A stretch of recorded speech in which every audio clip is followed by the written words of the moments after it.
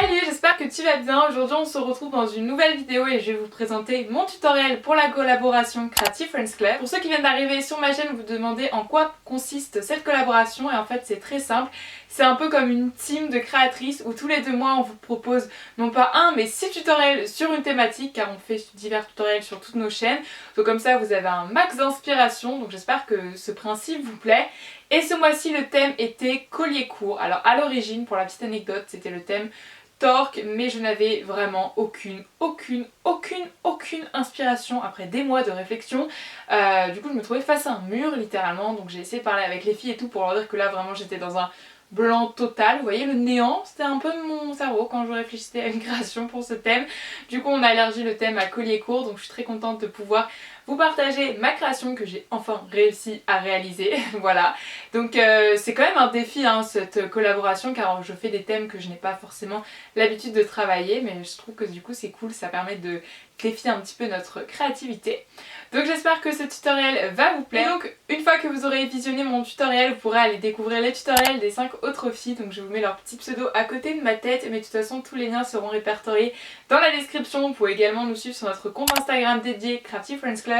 Voilà, comme ça vous voyez un petit peu toutes nos créations répertoriées sur ce compte. Et donc je suis très contente de vous présenter ce tutoriel ce mois-ci, donc je vais arrêter de parler et vous laisser le découvrir en espérant que ça vous plaise. Et sur ce, je vous souhaite un bon visionnage.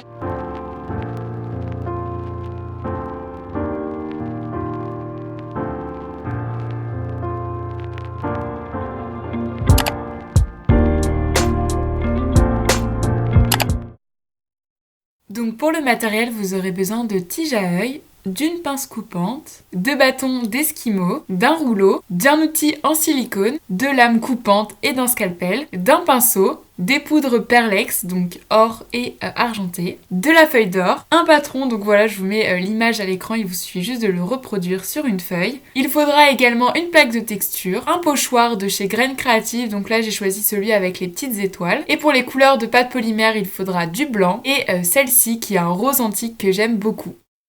Donc pour commencer, vous allez prendre la couleur rose antique et vous allez la mettre entre 2 bâtons d'esquimau pour l'aplatir avec une épaisseur égale. C'est une petite astuce que j'aime bien donner dans mes tutoriels parce que c'est une astuce facile à appliquer. Une fois que vous avez bien aplati votre pâte, vous allez enlever les bâtons d'esquimau et prendre votre patron pour pouvoir reproduire du coup la forme que j'ai donc créée. Donc voilà, c'est une sorte de goutte. Je sais pas trop comment la décrire, mais je pense que vous voyez bien avec les images. Et du coup, je vais découper tout le tour avec un scalpel. Et il ne faut pas oublier bien sûr de découper également l'intérieur parce que c'est tous des excédents de pâte que l'on va enlever par la suite.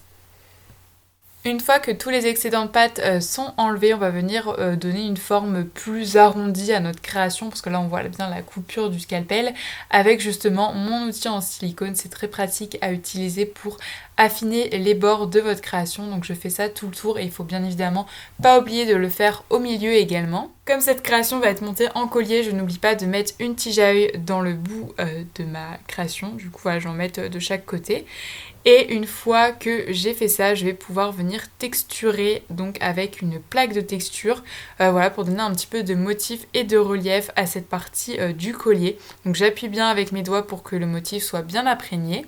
Et donc voilà le résultat lorsqu'on retire la planche. Je viens à nouveau donner un petit coup avec mon outil en silicone pour bien aplatir les bords et obtenir un résultat plus propre.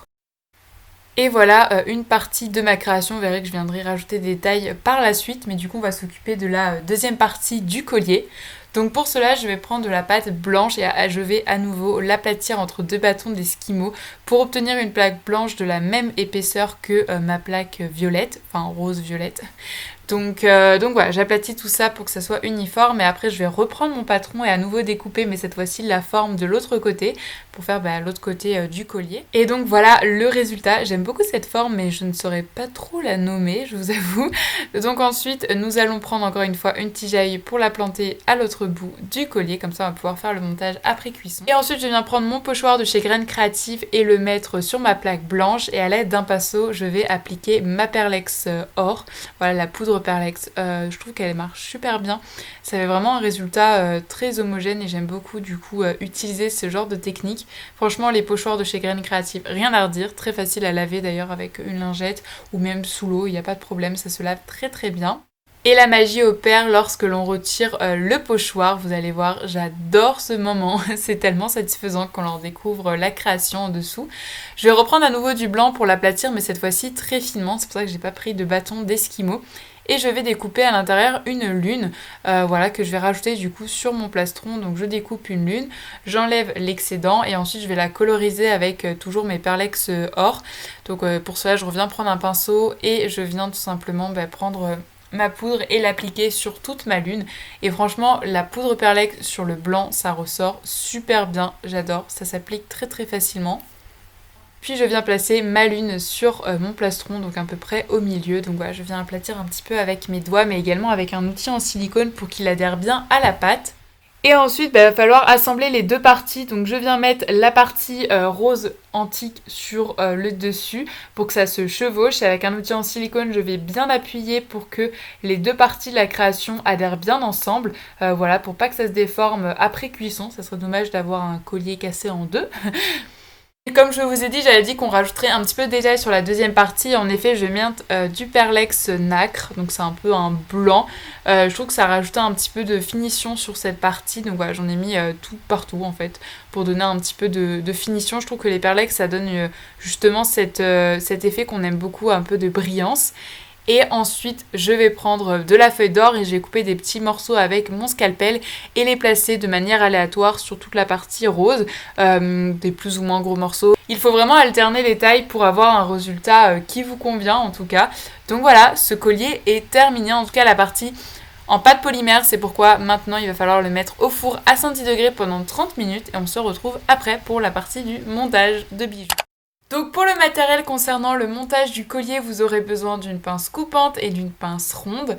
Vous aurez également besoin d'une chaîne, mais aussi une chaîne d'extension, de petits anneaux et d'un petit mousqueton.